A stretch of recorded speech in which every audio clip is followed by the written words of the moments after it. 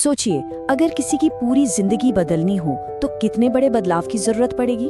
शायद हम सब सोचेंगे बहुत बड़े, लेकिन क्या हो अगर मैं कहूँ कि सिर्फ 1% का बदलाव काफी है। जी हाँ, आज हम इसी कमाल के फॉर्मूले की बात करेंगे और देखेंगे कि ये असल में काम कैसे करता है। कभी ऐसा लगा है कि बस जिंदगी एक जगह आके रुक गई है, मतलब सब कुछ ठीक चल रहा है पर फिर भी कुछ ठीक नहीं है। हम सब ने कभी ना कभी ऐसा महसूस किया ही है ना? आज की जो कहानी है वो बिल्कुल इसी एहसास से शुरू होती है। तो कहानी है केन की। अब बाहर से अगर कोई केन की जिंदगी को देखे तो कहेगा, वाह क्या जिंदगी है, अवार्ड्स हैं, एक अच्छा खासा परिवार है, सब कुछ तो है। पर अंदर की कहानी कुछ और ही थी। अंदर से वो टूट रहा था। ऑफिस में हर रोज की किचकिच, घर पर तनाव बढ़ता जा रहा था। केन बस यही सोचता रहता था कि यार सब कुछ इतना गड़बड़ हो कैसे गया। लेकिन फिर एक दिन कुछ ऐसा हुआ जिसने सब कुछ बदल कर रख दिया। एक बहुत ही मामूली सा फुटबॉल मैच, और यहीं से कहानी में एंट्री होती है उस 1% के फर्क की। केन अपने बेटे का फुटबॉल मैच देख रहा था और उसे अपनी आंखों पर यकीन नहीं हो रहा था। अरे ये तो वही टीम है जो पिछले साल इतनी बुरी तरह हारी थी। आज ये मैदान पर कमाल कैसे कर रही है, खिलाड़ी भी वही है, बदला क्या है। फिर उसकी नजर गई कोच जिम पर। उनके चेहरे पर गजब का आत्मविश्वास था। केन समझ गया कि राज जो भी है वो इसी आदमी के पास है। तो मैच खत्म होते ही केन सीधा कोच जिम के पास पहुंचा और पूछ लिया, कोच साहब ये जादू कैसे किया, इस बदलाव का राज क्या है।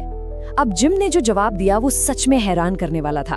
उन्होंने कहा, केन, गोल्ड मेडल जीतने वाले में और जो कोई मेडल नहीं जीत पाता उसमें फर्क कितना होता है पता है? सिर्फ 1%। और ये बात सिर्फ फुटबॉल की नहीं है, आप ओलंपिक्स को ही देख लीजिए। 2008 में महान तैराक माइकल फेल्प्स ने अपना गोल्ड मेडल जीता था सिर्फ 0.01 सेकंड के फर्क से।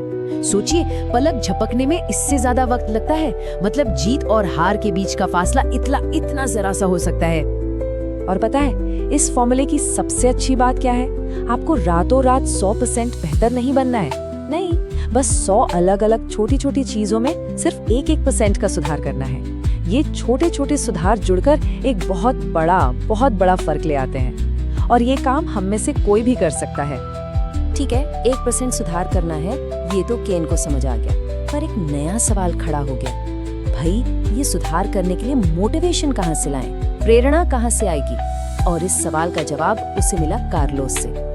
कार्लोस ने मोटिवेशन के बारे में एक ऐसी बात बताई जो हमारी पूरी सोच को ही पलट कर रख देती है। देखिए, ज्यादातर लोग क्या सोचते हैं, यही ना कि पहले मोटिवेशन आएगा फिर काम शुरू करेंगे। हम सब उस सही मूड का, उस सही एनर्जी का इंतजार करते रहते हैं और वो इंतजार बस इंतजार ही रह जाता है, कभी खत्म ही नहीं होता। और केन की भी यही दिक्कत थी। उसने कहा, मेरे अंदर मोटिवेशन ही नहीं है आजकल, और क्योंकि मोटिवेशन नहीं है तो मुझसे कोई काम ही नहीं होता। वो एक तरह के जाल में फंस गया था जहां से बाहर निकलना उसे नामुमकिन सा लग रहा था। लेकिन तब कार्लोस ने पूरी गेम ही पलट दी। उसने कहा, केन, हम सब उल्टा सोच रहे हैं। मोटिवेशन का इंतजार नहीं करना है, काम शुरू करना है। मोटिवेशन वो अपने आप पीछे पीछे आएगा। मतलब एक्शन से मोटिवेशन पैदा होता है, मोटिवेशन से एक्शन नहीं। जरा सोचिए इस बारे में, जब कोई छोटा सा काम भी पूरा होता है ना, तो अंदर से एक अच्छी सी फीलिंग आती है, एक छोटी सी जीत वाली फीलिंग। और बस वही फीलिंग हमें अगला काम करने के लिए धक्का देती है। ये एक पॉजिटिव साइकिल बन जाती है। काम करो, मोटिवेशन मिलेगा, फिर और काम करो। तो केन की ये जो यात्रा थी वो उसे अब ले आई पैट के पास, जो एक फिजिसिस्ट यानी भौतिक विज्ञानी थी। और पैट ने बताया कि सफलता के ये जो नियम है ये सिर्फ कहने की बातें नहीं है, इनके पीछे बाकायदा विज्ञान है। इसे हम कह सकते हैं सफलता की फिजिक्स। पैट ने शुरुआत की न्यूटन के पहले नियम से, जिसे जड़ता या इनर्शिया का नियम भी कहते हैं। इसको ऐसे समझिए जैसे एक एयर हॉकी के टेबल पर एक पक रखा है। जब तक आप उसे धक्का नहीं देंगे वो वहीं का वहीं पड़ा रहेगा, अपनी जगह से हिलेगा भी नहीं। और यही नियम हमारी जिंदगी पर भी हूबहू लागू होता है। किसी भी काम को शुरू करना, वो पहला धक्का देना सबसे मुश्किल हिस्सा होता है।